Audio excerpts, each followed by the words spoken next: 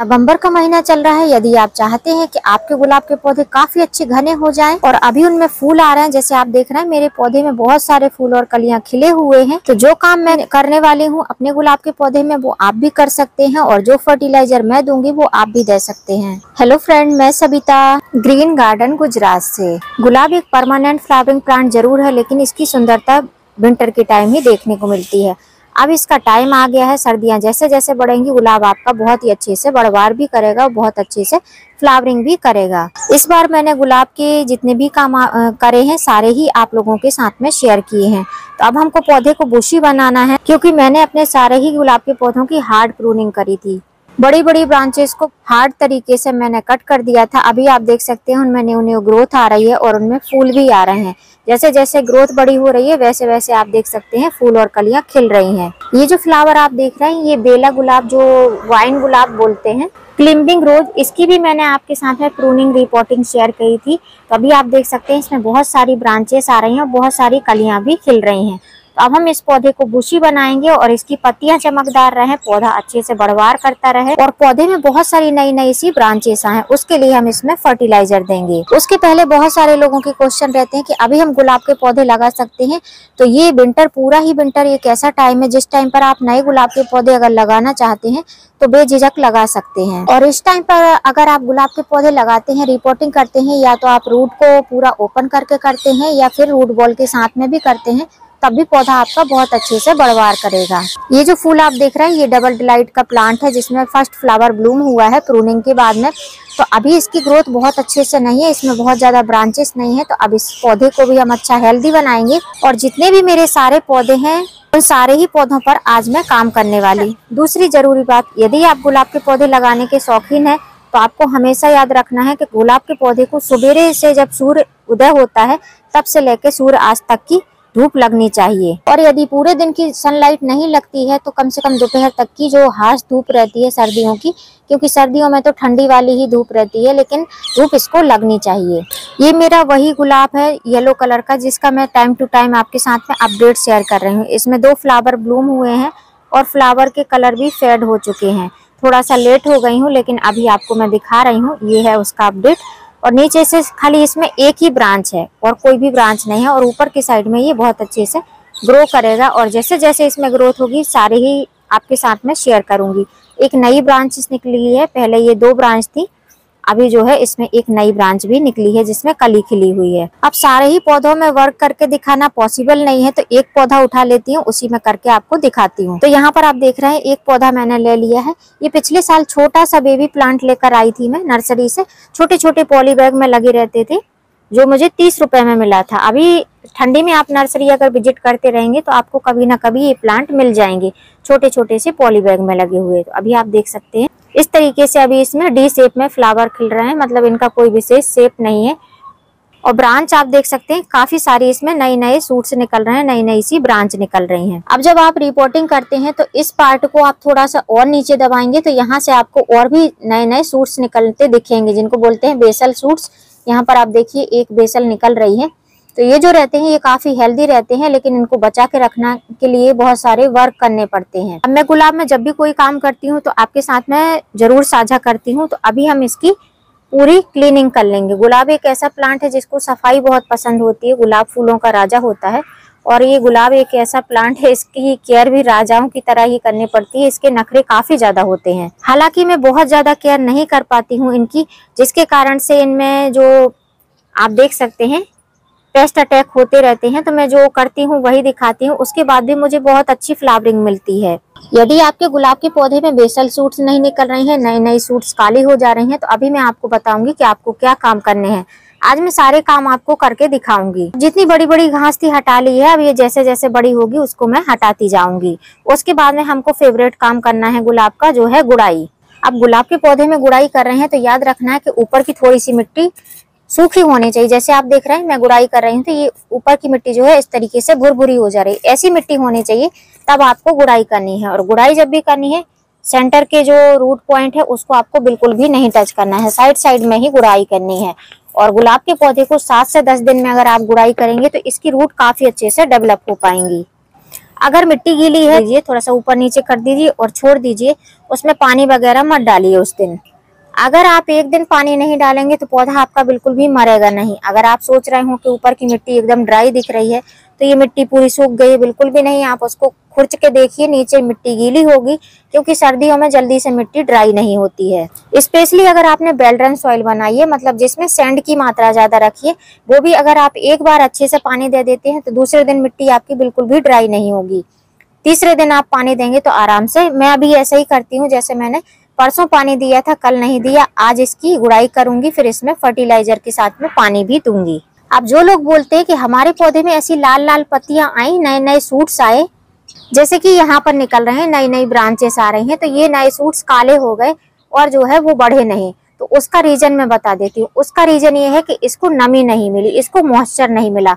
यदि आप पौधे में साबरिंग नहीं करेंगे तो आपके साथ में ये समस्या हमेशा ही होती रहेगी। तो यदि आप भी चाहते हैं कि गुलाब के पौधे में इस तरीके से नई नई ब्रांच बने, पौधा काफी ज्यादा घना बने, तो सबसे पहले आपको यही करना है कि सुबह उठ के ठंडे पानी से आपको साबरिंग कराना है।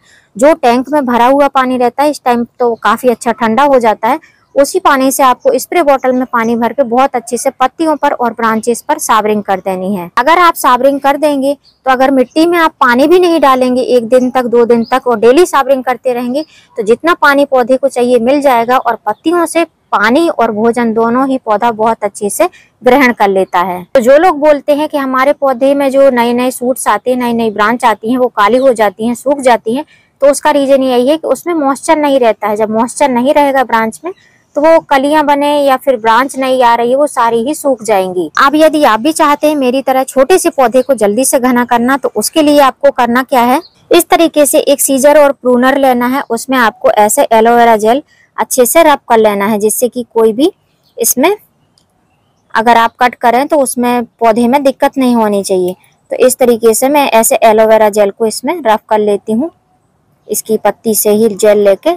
तो ये अपने गार्डन में ही रहता है, आसानी से ये हो जाता है। तो अब ये सैनिटाइज हो चुका है। उसके बाद में ये जो आपको ब्रांचेस दिखाई दे रही हैं, ये जो ब्रांच दिख रही हैं, इसमें एक ब्रांच ये है नई निकल रही है और एक ब्रांच ये है, 2 ब्रांच है। तो अगर आप चाहते हैं कि पौधा एकदम हेल्दी तरीके से बड़ा हो, ब्रांच मोटी मोटी सी रहे, तो आपको ये वाली ब्रांच रखनी है, ये वाली कट कर देनी है। और अगर दोनों भी नहीं रखेंगे तो और भी बेस्ट रहेगा।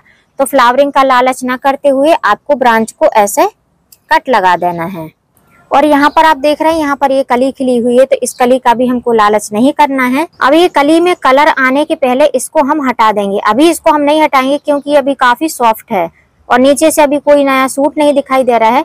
तो जब ये कली थोड़ी सी और बड़ी होगी तो नीचे से इसमें से नोड निकलने लगेंगे, तो इस नोड के ऊपर से नीचे से मैं इसको कट कर दूंगी। वैसे ही आप यहाँ पर देख सकते हैं, यहाँ पर बहुत सारी ब्रांच निकली हुई हैं, लेकिन हमको बहुत सारी ब्रांच नहीं रखनी, हमको खाली ये ब्रांच रखनी है। तो हम इसको रखेंगे, बाकी की हटा देंगे।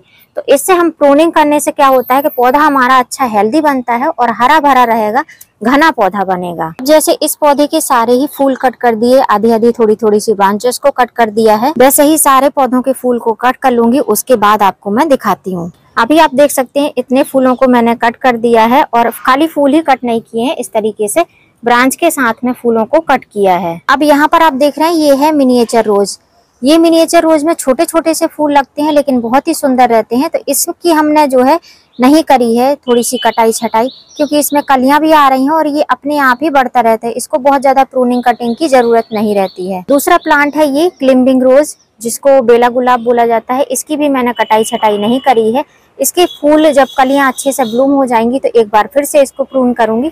इसको बार बार प्रून करने की जरूरत नहीं पड़ती है। तीसरा ये प्लांट है व्हाइट कलर का, स्नो व्हाइट बोलते हैं, स्नो बॉल ऐसा कुछ नाम है, मुझे करेक्ट नाम नहीं पता है।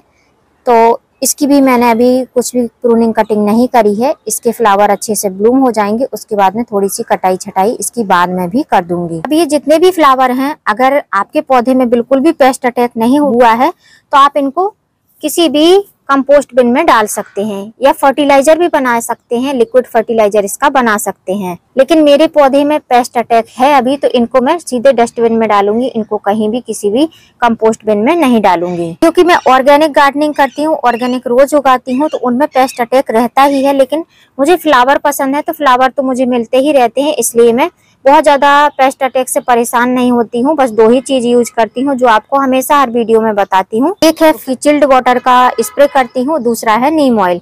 इन्हीं 2 चीजों का मैं यूज करती हूँ, तीसरा कोई भी चीज मैं इसमें यूज नहीं करती हूँ। अब हमको पौधे को घना बनाने के लिए हमने इसकी प्रूनिंग कटिंग कर दी है। जितने फ्लावर ब्लूम हुए थे उन बर्ड्स को हटा दिया है, फ्लावर को हटा दिया है। अब जहाँ से हमने कट किया है वहां से 2-2 3-3 ब्रांच नई निकलेंगी। जैसे यहाँ पर आप देख रहे हैं, ये जो आपको दिखाई दे रहा है, यहाँ से नई ब्रांच निकल रही है। अब ये बहुत तेजी से बढ़ेगी क्योंकि ऊपर की एनर्जी इसकी स्टॉप हो गई है। और अगर आप चाहते हैं, आपके यहाँ पर बहुत ज्यादा सर्दी हो रही है, धूप नहीं निकल रही, तो आप यहाँ पर जहाँ से आपने कट लगाया वहां पर आप फंजीसाइड लगा सकते हैं, हल्दी का पाउडर लगा सकते हैं। मैं कुछ भी नहीं लगा रही हूँ, ऐसे ही रहने दूंगी। इसमें जो फर्टिलाइजर आज मैं देने वाली हूँ वो लिक्विड फॉर्म में ही दूंगी, क्योंकि लिक्विड फॉर्म में फर्टिलाइजर गुलाब के पौधे में जल्दी मिलेगा और जल्दी से हमारा पौधा बढ़ेगा और पत्तियां चमकदार करेगा। तो उसके लिए मैं यूज करने वाली हूँ ये फर्टिलाइजर, दानेदार है, ऑर्गेनिक फर्टिलाइजर है। तो ऑर्गेनिक फर्टिलाइजर में ये है एप्सम सॉल्ट, जिसको मैग्नीशियम सल्फेट कहा जाता है। गुलाब के पौधे को 2 चीजें बहुत पसंद है, एक मैग्नीशियम सल्फेट और एक फास्फोरस रिच फर्टिलाइजर। इसको आप 2 तरीके से दे सकते हैं, पत्तियों पर स्प्रे कर सकते हैं और मिट्टी में भी मिला सकते हैं। तो मैं मिट्टी में नहीं मिलाऊंगी, मैं पत्तियों पर ही स्प्रे करूंगी। अब यहाँ पर मैंने 1 लीटर की पानी की बोतल ले ली है, उसमें पानी भर लिया है और उसके बाद में 1 टेबल स्पून भरकर, बड़ी टेबल स्पून से 1 टेबल स्पून हमको एप्सम सॉल्ट इसमें डाल देना है। इसे एप्सम सॉल्ट डाल दिया। अब ये जो एप्सम सॉल्ट रहता है मैग्नीशियम सल्फेट, ये 5 से 7 मिनट में पानी में अच्छे से डिसॉल्व हो जाता है। एप्सम सॉल्ट डालने के बाद में हम स्प्रे बोतल को अच्छे से टाइट कर लेंगे। अब हमारी स्प्रे बोतल रेडी है, एप्सम सॉल्ट जो है अच्छे से मिक्स हो चुका है। अब इस हमें स्प्रे बोतल से तेजी से अच्छे से स्प्रे करेंगे। पूरी पत्तियों को हमको नहला देना है। और ये जो नोड है, इन पे आपको डरना नहीं है कि इनमें कोई फंगस लग जाएगा या जो है इनमें कोई परेशानी होगी, कुछ भी नहीं होगा। आप अच्छी तरीके से इसको नहला दें तो पौधा एकदम हेल्दी रहेगा। अब इससे 2 काम हुए हैं, पानी के साथ में फर्टिलाइजर जो एप्सम सॉल्ट है वो भी मिल गया है, और जो पानी गया साथ में, इससे जो है ब्रांचेस भी गीली हो गई हैं। तो पौधे को फर्टिलाइजर भी मिल गया और पौधे में ब्रांचेस में नमी भी हो गई, जिससे कि नोड भी काफी अच्छे से एक्टिव रहेंगे। तो यदि वाटरिंग जमीन में मतलब मिट्टी में करते हैं या नहीं करते हैं वो मैटर नहीं करता, लेकिन डेली आपको सुबह सुबह उठ के 7 से 9 बजे के बीच में आपको इसमें बहुत अच्छे से साबरिंग करा देना है। साबरिंग करते रहेंगे तो पौधा आपका बहुत अच्छा हेल्दी रहेगा, रोग नहीं लगेंगे और दूसरे जो नोड निकल रहे हैं ये नोड बहुत अच्छे से एक्टिव रहेंगे। और ये जो नए नए नोड निकलते हैं, ये अगर एक बार सूख गए तो फिर आप कितना भी इनमें पानी से स्प्रे करें, कुछ भी करें, ये नोड एक्टिव नहीं होते हैं, फिर वो डाई बैक के शिकार हो जाते हैं, उनमें फिर फूल कलियां नहीं बनती हैं। तो आज ये एप्सम सॉल्ट वाला पानी मैं सभी पौधों पर अपने स्प्रे करूंगी। इसी तरीके से मैं सुबह सुबह आकर साबरिंग भी कर देती हूँ। अब मैंने अपने सारे ही गुलाब के पौधों में ये फर्टिलाइजर स्प्रे कर दिया है। अब जो मैंने ये फर्टिलाइजर डाला है इसको आप 10 से 15 दिन के अंदर फिर से रिपीट कर सकते हैं। और एप्सम सॉल्ट का यूज आपको बहुत ज्यादा तपती हुई धूप में नहीं करना है, सुबह के टाइम में, जैसे हमारे यहाँ पर अभी 7:30 बज रहे हैं, इस टाइम पर मैं इसका यूज कर रही हूँ। तो इस टाइम पर आप यूज करेंगे तो 1-1.5 घंटे में पौधे को बहुत अच्छे से एनर्जी ये गेन कर लेगा, अच्छे से फर्टिलाइजर को ले लेगा। जैसे जैसे धूप होगी पत्तियां अपने आप सूख जाएंगी। नेक्स्ट डे अच्छे से आप साबरिंग कर देंगे तो पौधा बहुत ही अच्छे से धीमे धीमे से हेल्दी ग्रोथ करने लगेगा। तो यदि आप भी चाहते हैं आपके गुलाब के पौधे घने बने, एकदम बहुत अच्छे से बुशी प्लांट रहे, जितना ही बुशी प्लांट रहेगा उतनी ही ज्यादा इसमें फूल और कलियां बनेंगी। तो आपको ये 2 काम जरूर करने हैं।